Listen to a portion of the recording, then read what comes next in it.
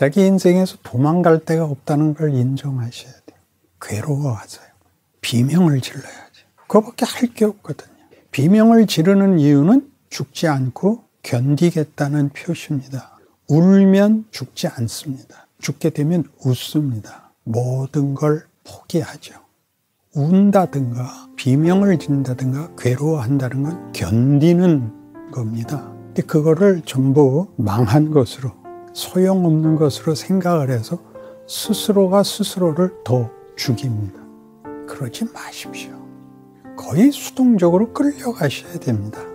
우리가 하는 일보다 하나님이 우리에게 하는 일이 더 많습니다.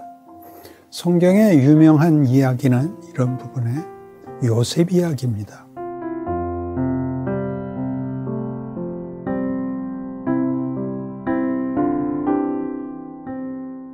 성경의 유명한 이야기는 이런 부분에 요셉 이야기입니다. 요셉은 기가 막힌 꿈을 꾸죠. 형들이 자기 앞에 무릎 꿇는 꿈을 꾸고 잘난 척했다가 팔려서 애굽에 가서 거기서도 무고를 당해서 옥에 갇히죠.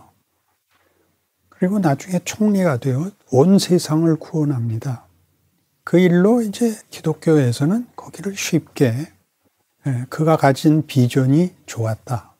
그리고 그가 모든 고난 속에서도 믿음을 지켰다. 이렇게 얘기를 하는데 시편 105편에 짤막하게 소개되는 요셉 이야기는 전부 수동태입니다. 한 사람을 앞서 보내셨으며 요셉이 종으로 팔렸도다. 그가 그 발에는 착고를 차고 그 몸은 쇠사슬에 매였으니 곧 여호와의 말씀이 응할 때까지라. 그 말씀이 저를 단련하였도다. 왕이 저를 방석하며 백관을 제어하며 장로들을 교훈하게 하였도다. 이게 다 수동태입니다. 그러니까 요셉은 비전을 갖고 있지 않았습니다. 그는 억울한 인생을 살게 됩니다. 감옥에서도 그 말씀이 저를 단련하였도다 해서 보다시피 그 말씀을 의지하여 승리한 것이 아니고 말씀이라는 건 여기서 하나님이 천지를 말씀으로 창조하시고 입니다. 예수님의 오심이 말씀이 육신이 되셨다는 구체적인 하나님의 개입입니다. 실제로 요셉은 쇠사슬이 그 몸을 맸다 하는 그 표현이 성경 밑에 풋노트를 보시면 그 희혼이라고 되어 있습니다. 히브리 원어로 혼이라는 뜻이다. 그러니까 몸을 쇠사슬로 묶인 것이 아니라 혼이 묶였다. 직역하면 이제 그 혼을 쇠사슬이 뚫었답니다. 우리말에 아주 적합한 표현이 있는데 혼비백산하고 있죠. 그는 정신이 없습니다. 이게 뭔지를 모릅니다. 나중에 그가 풀려나서도 그가 자기 꿈과 자신의 결과를 연결하지 못합니다. 그는 거기서 애굽 여인과 결혼해서 살고 그 자식들의 이름도 그 신앙적인 이름을 붙이지 않습니다. 이제 안정을 되찾았다 정도입니다. 그런데 이제 나중에 형들이 가뭄이 들어서 양식 사러 와서 자기 앞에 엎드려 양식을 비는 걸 보자 옛 생각이 난 겁니다. 아, 내 인생이 우연의 소산이 아니구나. 우연히 이 결과가 이루어진 게 아니구나. 하나님이 그때부터 준비하셨구나. 형들이 무서워서 떨죠. 그들을 안심시키는 말이 이거였습니다. 나를 여기 보낸 것은 형들이 아니라 하나님이셨습니다. 그러니까 우리가 우리 인생에 일어나는 모든 문제에 대하여 누구는 좀 더 쉽게 살고 누구는 보다 감당할 수 없는 어려움을 겪는데 그건 어떻게 된 것입니까? 그게 예수님이 예수 믿는 사람들에게만 아는 그 모든 것보다 심한 경우를 보는 거죠.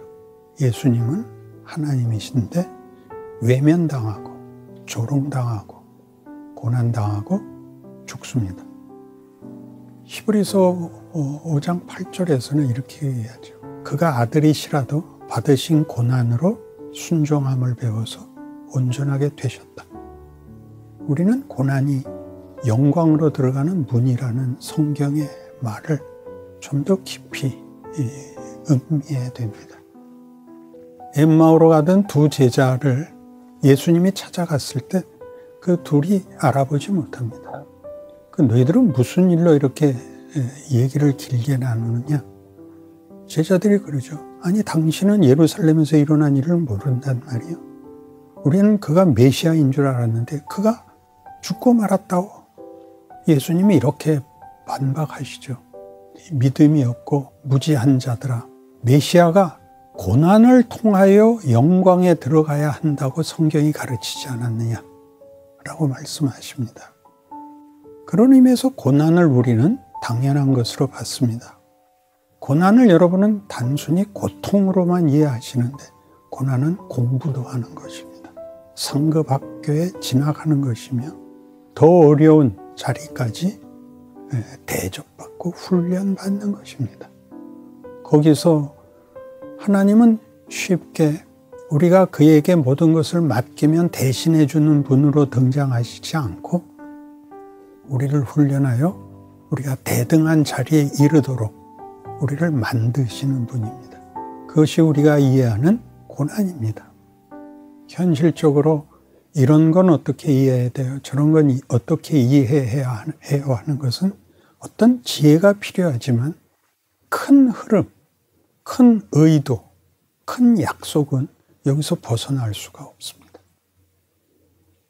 각각의 경우에 그때의 위로와 그때의 어떤 분별 같은 것은 상담적 차원의 격려의 차원의 얘기가 있을지라도 근본적인 이 이해는 어떻게 타협할 수가 없습니다.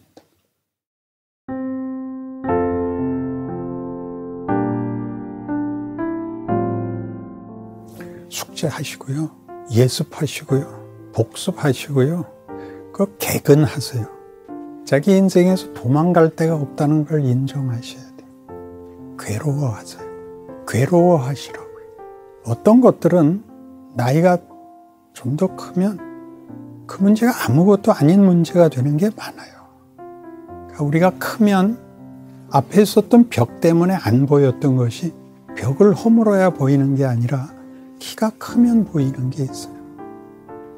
우리 산행을 하면 산을 올라가잖아요. 자기가 올라가는 산은 안 보인대요. 근데 처음 100m 올라갔을 때 고생한 것이 그 다음 100m 올라간 거를 하고 똑같아서 반복을 하는 것처럼 보여요. 처음 100m나 그 다음 100m나. 그러나 어디서 차이를 보게 되냐 하면 100m쯤 올라가서 이렇게 고갯마루에 숲 밖으로 나오는 기회에 이렇게 보면 아래 시야가 트이죠. 그 다음 100m 올라가서 다시 고갯마루를 만나고 다시 내려다보면 아까하고 달라요. 없던 게 보이는 게 아니라 시야가 넓어지죠. 그렇게 큰다는 사실을 알아야 됩니다. 그런 큰 눈금들을 말하면 성경에서 많은 역사로 구약의 가치죠. 가르치고 있습니다. 거의 수동적으로 끌려가셔야 됩니다. 아까 요셉 얘기를 한 이유입니다. 우리가 하는 일보다 하나님이 우리에게 하는 일이 더 많습니다. 선생님이 이렇게까지 얘기하죠. 학생들한테. 다 안 해도 좋아. 근데 가르치는 동안만은 정신 똑바로 차리고 들어. 졸지 말고. 그러지 않나요? 그것만 해도 중상은 갑니다. 비명을 질러야지. 그거밖에 할 게 없거든요. 비명을 지르는 이유는 죽지 않고 견디겠다는 표시입니다. 자기가 모르지만. 울면 죽지 않습니다. 죽게 되면 웃습니다. 모든 걸 포기하죠. 운다든가 비명을 진다든가 괴로워한다는 건 견디는 겁니다. 근데 그거를 전부 망한 것으로 소용없는 것으로 생각을 해서 스스로가 스스로를 더 죽입니다. 그러지 마십시오. 행복의 개념이 다릅니다. 행복이 아무 걱정 없는 게 행복이 아닙니다. 그러면 그냥 무생물입니다. 사람은 생각해야 됩니다. 생각은 의미와 가치에 관한 어떤 의욕입니다. 그것이 없다면 그만이죠.